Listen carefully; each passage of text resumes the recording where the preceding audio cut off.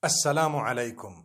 Each time I write Insha'Allah in English, people comment saying you must separate these three words in Sha'a Allah, and you must not write it together because it has a bad meaning. It means create Allah, and someone said this and someone said that, and it's wrong and you cannot. Okay, let me explain. It's not like we don't know how to spell it.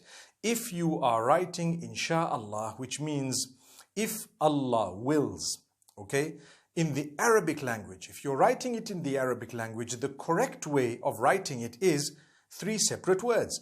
In sha'a Allah. So in sha'a Allah. And when you're saying it, you say Insha'Allah. Okay? So I'm writing it in the Arabic language. The correct way of writing it is three separate words. Insha'Allah in the Arabic language.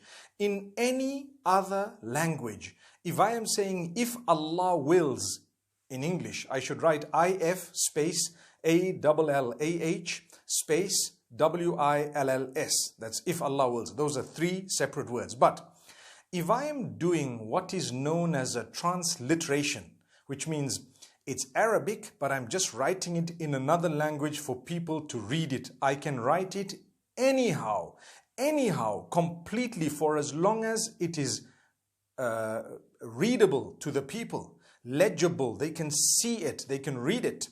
If you look at, the Malay language, they write in Sia Allah, the S-Y-A. They pronounce the S-Y the way we pronounce S-H.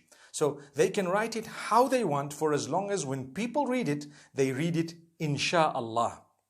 Because a transliteration means nothing. It is only making you read something. For example, I write Bismillahir Rahmanir Rahim. How should you write it? Come on.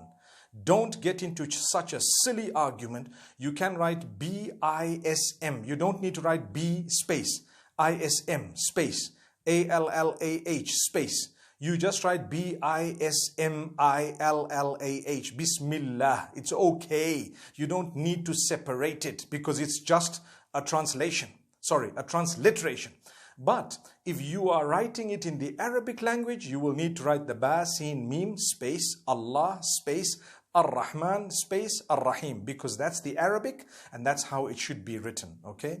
So I hope we don't argue with each other. Whenever you see it in the English language, please write it how you wish, for as long as it's closest to what is readable, for as long as it's closest to what you can actually, pronounce in the correct way.